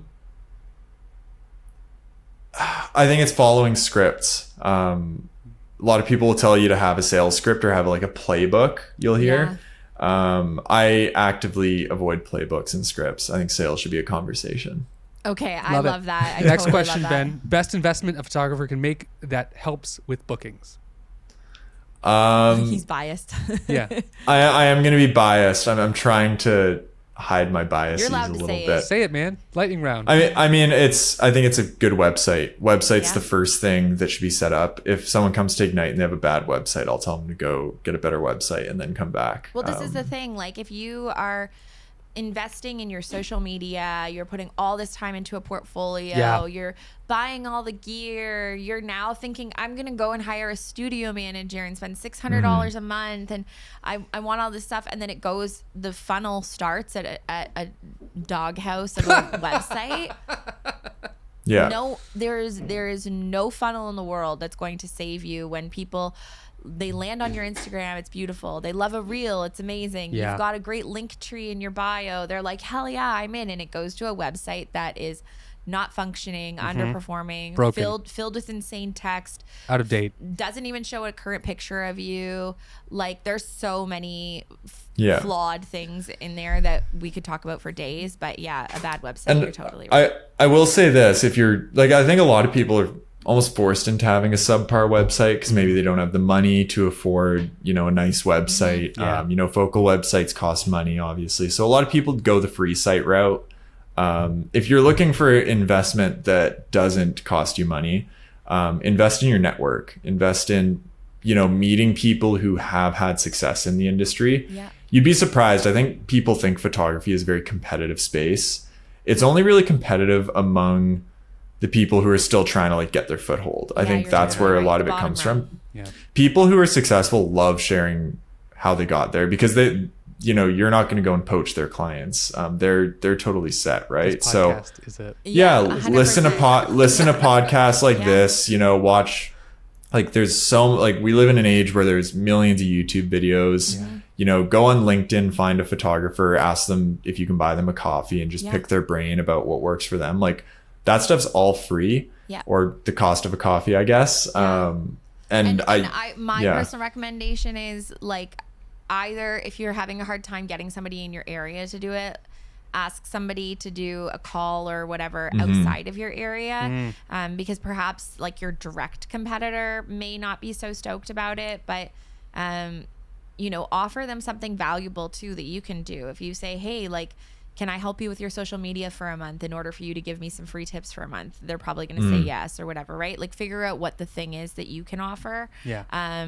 Because I think a lot of photographers have figured out that there is value to be had in learning from the people that are doing really well. But the problem is those people are very busy. So don't reach out July 1st, maybe reach out in the winter when you think they're probably less busy. February 14th. Yeah. and see what you can do. Valentine's Day. Okay, Weird. okay, yeah, that's a And weird do one. Lightning round's follow up. becoming a podcast episode too. So let's go. Last question, Lindsay. Go for it. If you could wave a magic wand and fix one thing that photographers are doing wrong on sales calls, what would it be? Oh my God, that is a good one. I would need like a handful of magic wands. I need a magic lamp. Give us a few. Top A few. 5. Yeah. Okay, first thing I think photographers do wrong is I think they get to business too quickly. I don't think they No intro. build rapport. Again, that's where it comes. And I would say tying into that is they don't ask enough questions. Right. Right. So like seriously, you can get an add-on for your Google Meet or Zoom or whatever that just tracks how long you've been talking. I'm going to If do it's- this. Yeah, Is me this- too. What's the Yeah. one you called? Is it Note Taker? So it's called Fathom. Okay. Fathom I'm AI. doing this With an F? immediately Shameless because plug. Yeah. we need it for the podcast. Lindsay's been speaking 95% of the time. Yeah, to- and they have a yeah, they have to a do free it. version as well. But it's nice because it takes notes the whole time, so you don't Okay. have to be like writing a bunch of stuff down. That's Okay. great. But it also it'll track live and it'll tell you in the corner like, hey, by the way, you've been monologuing for 5 minutes, and then Shut you can up. kind These of people are start yawning. Yeah. exactly. So I would say that's big is they don't ask enough questions, and if you ask those questions, it'll work everything out. You'll figure out the objections. You will get that rapport built early because you'll be asking them about their wedding date and what they enjoy doing and all that. So I think if I could wrap it into one, it's like asking a ton of questions. And Yeah. you know what? It's a thing that I got wrong in the early days. I was afraid to ask people questions because I was afraid that they would think that I was trying to like dig on them, or you know what I Yeah. mean? Like I would Yeah. ask them. I was afraid to ask people what they did for work, which is a huge thing to ask somebody, and it's like not the number just one a thing I sales- do. It's not just a Yeah. sales thing, but it's what we spend most of our time Yeah, doing, yeah. right? So Yeah. it's just. It would be weird if I got into a call and nobody said, "What do you do?" Yeah. I'm probably Yeah, gonna like, bring what's it your up at life some point about? just because that's Yeah. freaking weird that we don't talk about that, right? Yeah. But I would get a lot of people that are like engineers or accountants or Teachers. whatever, and Yep. they would be like, I was afraid that they would think that that's a weird thing to ask. It's not a Like weird you thing thought to that ask they them. were you thought that they thought you were like profiling them. Yeah, Yeah. but that's not true at all. And I think if it's Yeah. framed in amongst many other questions, how did you meet? What was your proposal like? Have you guys been wedding planning for a while, Yeah. or have you like just got started? Have you been to any other weddings? What did you not like? What Yeah. did you like? Yeah. Like just ask them literally. Like, what do you know about weddings? Like some Yeah. people have never been to a wedding before have you their ever own. seen a wedding photographer? Have you ever had your photos professionally taken? Yeah. Like, have you because I've seen had people that Sasquatch? have literally never seen a photographer, but if they have, they always Yeah. have something to say about it. They Yeah. always say, Oh yeah. oh yeah, I had family photos done and this photographer had us doing weird shit and we didn't like this and blah blah blah. Oh, yeah. And I'm like, noted. Okay, good to know. They don't like Weird weird, shit. Yeah. But Yeah. just in the asking of those questions, I think curious. you can really get Yeah. to know people a lot. Well, and I'll give you one like where I really see calls fall off the rails, and it's because of the question thing is pricing. Okay. Whenever it gets to like, because it always comes to that, the couple's like, all right, what do you charge, right? Or let's go over pricing. Yeah. So, question you should always ask, even if you're not asking enough questions, is have you checked out my pricing? You reviewed it. Have you reviewed it, or Yes. do you know your budget? It's Yes. like there has to be like an ask there, right? Yes. Yeah. And then I'll see where photographers will start getting into pricing conversations, and it becomes, okay, here's package 1, it's 6 hours and does this. Here's package 2, it's 8 hours. And they start just going into every lot. single package, Yeah. right? And it's like, no They're couple not is going to interested follow in most that. of these. If anything, it's going to overwhelm them. And so photographers either do that or they oversimplify their offering. It's like, hey, I have 2 packages. You can either book the Take it 10-hour or leave big it. wedding. Yeah, you haven't served anyone. So Yeah. going back to questions, like ask them, hey, how many people are at your wedding? How long is it? Do you want coverage of getting ready? Do you want coverage of like the after party? And then recommend them a package. Yes. Don't make them 100%. pick based on these arbitrary pricing and hour numbers. They have no clue. They They don't might know. think, okay, like my reception itself is 4 hours, so I'll just do the 4 hour. And then you get there and they're like, oh wait, we thought you were going to be there for the first look, and now you've provided a bad experience. So Yeah. you should really be guiding them to the package by asking them leading questions that are going to help you be like, okay, if I were in their shoes, based on what my setup is, what would I recommend? And then you can play with, that's where it comes to at that point. If they're like, that looks great, or can we get a little extra in there? You can throw in some value, or you can shave a few dollars off if you need to, right? I love it. But I think it's a much more catered experience that way. And that puts you in that trusted advisor role, like I was talking about. Ben. Just so There you filled go. with so much knowledge. Ben, I we love could go that. 30 rounds with you, man. This has been great. Thank you so much for taking Ben's time out of gonna your be day. our third host on Yeah, this. thanks for thanks for having me. You'll have to have this like has a been little so much iPad fun. with me. Yeah, for sure. We're gonna put you on an iPad Totally right here. iPad. That would be so much fun. Thank you so much for being here, Ben. Yeah, thanks for having me. For anybody who's looking to learn more about Focal, websites, Mm-hmm. Ignite, whatever, you can find them on Instagram at BookFocal, website bookfocal.com. They do have a great website. Bookfocal.com/Ignite is where you're going to find the information about the Ignite program. But, Yes.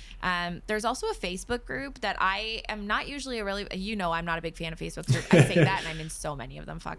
Yeah.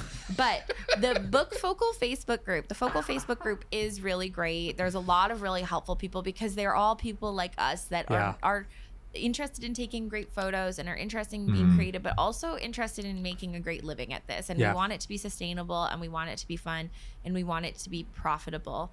And the group is filled with other like-minded photographers that are all at varying stages, some really experienced, some just starting out. There are no such thing as stupid questions. People are constantly asking questions all across the board, and you can get answers from Focal team or from Other photographers. other photographers in the community, and it's really, really great. So it's the Focal Community Over Competition, I believe, is the Facebook group. You got it. Yeah. But we'll link to it in the The show notes. notes as well. Any last words? Many links. Ben? Any last words, Ben? No, I don't think so. I'm Sweet. grateful you guys gave me the opportunity to talk about sales. Thanks for being here. So it's Sorry always we fun kept you to so long. preach I know sales. We kept you way longer than I told you we would. No, this is great. What time? Oh, it's 1:30. He's like, I gotta Wow. go. It's an hour and 45 Yeah, minutes. I know, absolutely That's wild. great. It's our dinner time here in Ontario. Yeah. Appreciate you so much. Thank you a million times over. Say hi to the team for us, and Latros on the Manje. We'll see you soon. And thank you to you watching, listening, for subscribing and checking out Focal and checking out us. We're very happy you're here. Bye, Ben. Bye-bye. Bye, Ben.